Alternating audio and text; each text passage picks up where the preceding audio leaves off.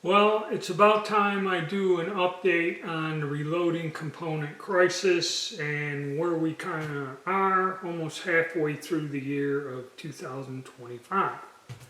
But please hit the like button and subscribe to help the channel's algorithms.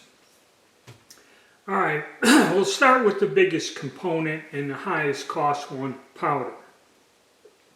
Unfortunately, powder has continued to go up, okay? And recently I did a thing talking about reloading and reloading for surplus guns.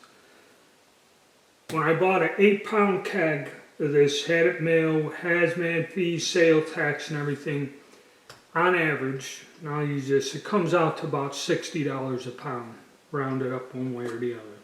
Supposedly when you buy a keg, especially 8 pounds at a time, should be less. Not so. Unless you can get it locally in a store, you might find it less, but I ain't going to the store every other day or something to try to swoop down on the powder. If you buy 1 pound, okay, and get it shipped to you, then the price with hazmat, shipping, sales tax, $85, $90. So powder, it's tough. It's hard to find.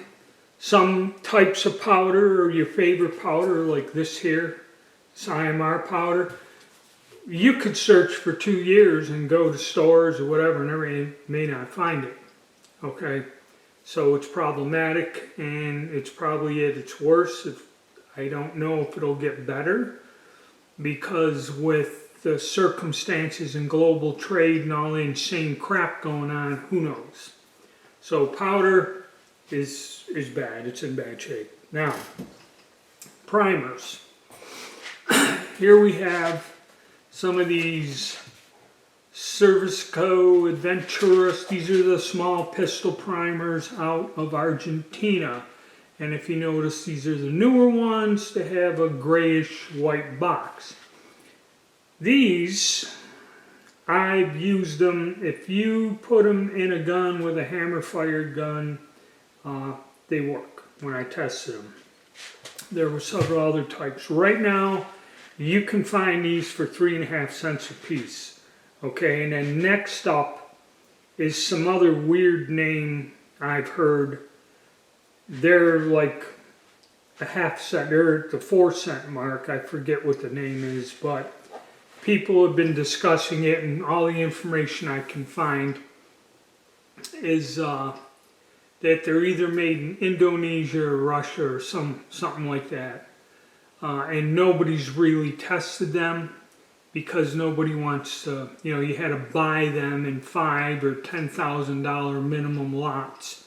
And nobody wants to buy 5,000 or 10,000 primers that don't work. Okay, but there's a deal here, and then you're getting up into 5 cents net. You may find some of the other foreign brands, which with striker fired guns and AR-15s, they're very finicky about primers. Okay, but in other firearms you can get by. So you're looking anywhere about 4 cents a piece. So you got to break there. In primers, it also depends on the size. That's small pistol. You go to small rifle, the only thing you're going to find in the 4-cent range is MaxTech. Then, like when you go to large rifle, which is tough, everything is in the 6 cents range and up. In Remington, and I forget what other brand there was. I think it was the Mexican one, Aguilera or whatever. They were in there a little under 6, but then Remington 6 cents. Small rifle primers you will find at 4 cents with MaxTech or something, another foreign made company. So primers are a little, the foreign ones are down there to where they should be in a normal price. And also White River. I was very interested in that. White River is a little bit more than the foreign ones. It's a US made primer, and I found one video where a guy went and fired in a tricked out striker fired pistol, some 9mm, so it'd be small pistol primer. He fired 100 rounds without a hitch. But the thing people complain about White River, and I went and I priced it out. You can get 1,000 of them for like $40-some. All right, but then by the time the shipping, and then hazmat, and then sales tax, you're up there where it's costing you $80-some odd to get it sent to your house. So unless you like them, and you buy like 5,000 of them, and some of these places, you figure that the hazmat would stay the same. It ain't, so you have to watch out when you're buying online. But White River might be the way to go here in the future. Now, when it comes to components, be it bullets, be it brass, everything has gone up. Basically, I reload mainly for military surplus calibers. It would be like 303 British, whatever. This here is the 7.5 by 54 French. And I use a 6.5 Carcano, 7.35 Carcano. I buy PPU brass, okay? It has gone up. I believe these were 88 cents a piece. And if I wanted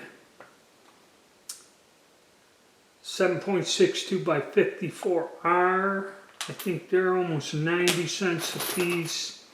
And so on. They used to be like 50 and 60, so they've gone up to where they're 70, 70, 80, almost $1. Some are $1. LaBelle is well over $1. The 8 by 56 Austrian for the straight pulls, those are $1 something a case. Luckily, I bought a bunch of them years ago. I bought a lot of them because that's a tough one to find. These 7.62 or 7.63 by 53 Argentine, they're 90 cents a piece or something. I have this once fired brass that I accumulated, so that saved me a little money in the component I have. Projectiles. You could go with Armscor. A lot of people complain they're kind of inconsistent. Depending on how you load them or what you load them in, they might not be that good.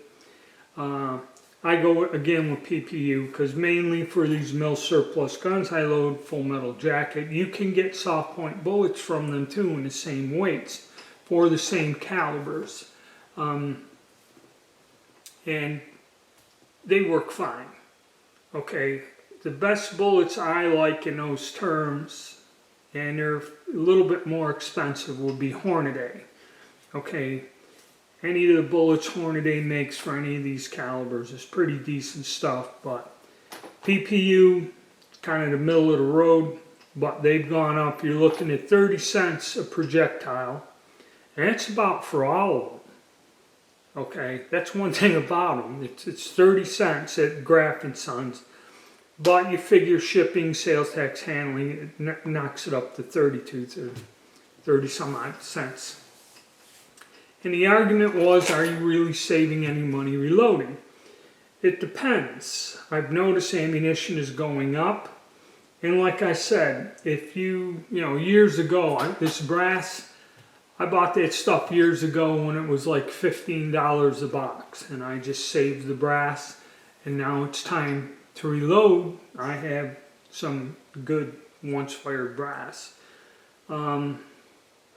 Yes, but there was a point where reloading like 7.62 NATO or 9mm, okay, reloading it will not save you money.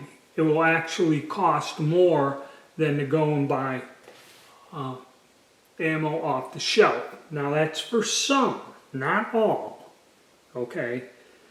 Depending on what you're shooting, like say we go to the 7.7 Japanese, or the 6.5 Carcano, which is two something around, you know, you're better off reloading. Okay, you can save some money if you put the work into it. But that's where it is. Everything is more expensive. If the tariffs are going to affect this, I have no idea, because that changes on a daily basis whether these tariffs are going in or they're negotiating or what. Will the people selling stuff use it to charge you more? Probably yes. So that's about where we stand in the reloading component crisis. Some things are a little better, but the vast majority of it, not so. You know. All right. Thank you, and stay tuned.